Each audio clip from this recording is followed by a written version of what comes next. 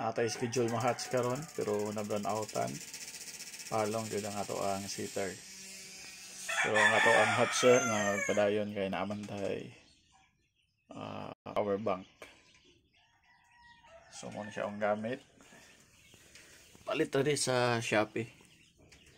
And then naa siya external nga battery. Nanapod ni siya built-in battery pero mas maayong nata external.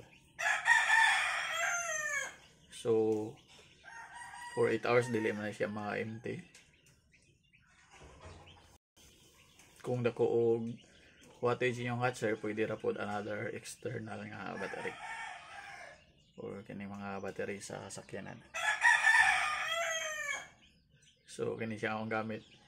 Pwede man siya solar power pag-charge.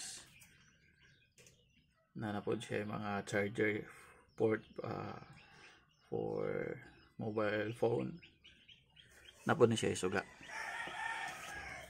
So natin si Sara yung ani makatipid ta if inverter lang ato ang paliton. So ang inverter muna siya mo convert sa DC into AC. So DC from battery, then AC ato ang input sa hatcher na to kanang 220 volts.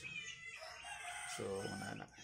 So ka 21 days karon pero usually